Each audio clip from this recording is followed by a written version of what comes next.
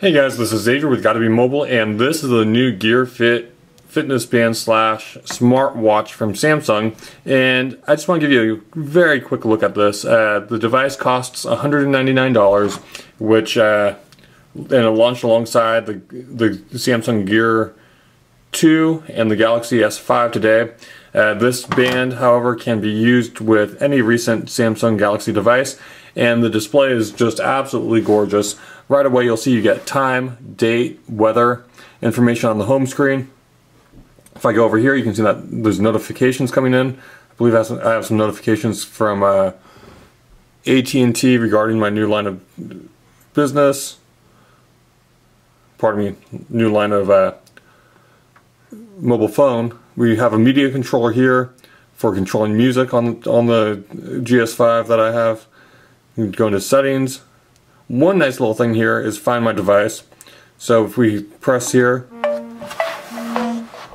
the GS5 will actually ring and the light goes off. This is very, very cool, and probably one of the little features that I'll end up using quite a bit, as I'm always misplacing my phones around my house.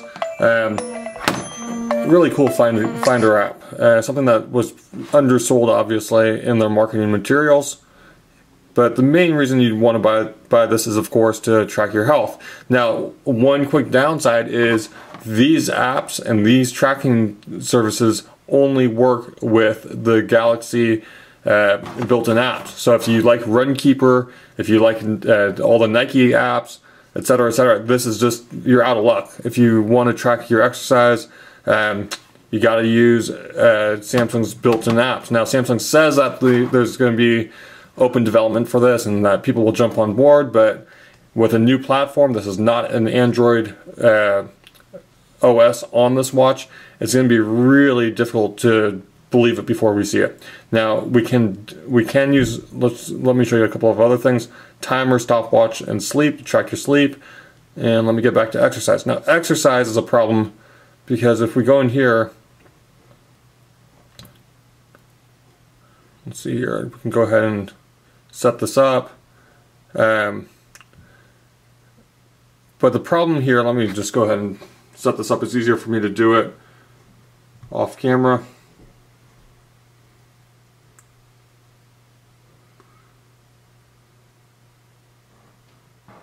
If we go ahead and set this up with my information, you're supposed to get more accurate readings.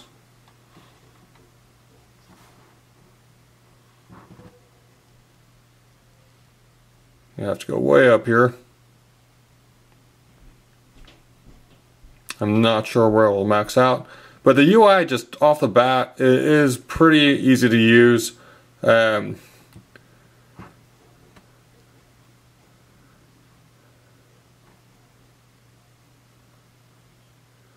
now we're into running, walking, cycling, and hiking. Now, here's a problem I have with this. I do a lot more activities than what's listed here, and the smartwatch really won't do anything besides running, walking, cycling, or hiking. If I go paddleboarding, it won't know what to do. It uses GPS for walking and cycling, and I'm not sure what will happen if I go on my stationary bike at home or a treadmill at the gym. There's nothing in here for weightlifting. There's just not a lot to do, and this is a problem we see from just about every fitness product on the market. Is it has no idea how to deal with calisthenics. It has no idea how to deal with activities that are outside these norms. So I've yet to bring this outside. I just unboxed it, but we'll hopefully get some results into you after this weekend. One thing that was a little concerning, or more than a little concerning, is a pedometer. You would think that this would just track your steps all the time, but if you click on pedometer, it actually requires you to say start. Now this is a problem. Every fitness tracker that I've seen, including the Fitbit Flex, the Fitbit, the little chips that you wear on you that aren't on your wrist, the Nike Fuel Band and Fuel Band Plus, all of them track your walking and your steps throughout the day. With this guy here, you actually have to turn it on and start walking, and then it calculates your activity. It should really constantly track your walking. That's just a that's a problem that Samsung's going to have to address if they want this to be taken seriously in the fitness market. Let's go to heart rate. It's telling me to put the gear right on top or underside of the wrist, not on the wrist bone. For greater accuracy, try to keep still and quiet. So let's try this out.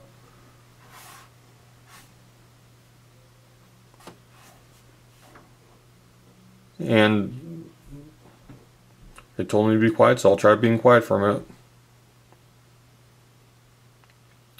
And it's not working. So this is a problem. I mean, something like this you don't want to have to fiddle with to get working.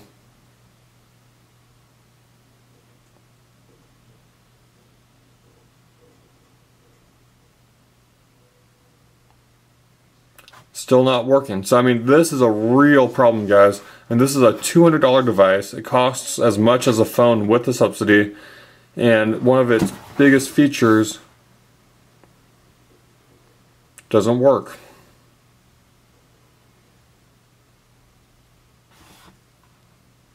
So I'm going to clean the underside of the Fitbit, or I'm sorry, the Gear Fit, not the Fitbit.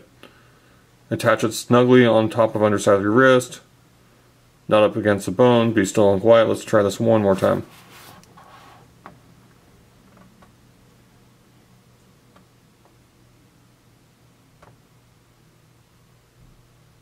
I just can't get it to work. I'm going to try using this on the underside of my wrist to see if it's any more accurate.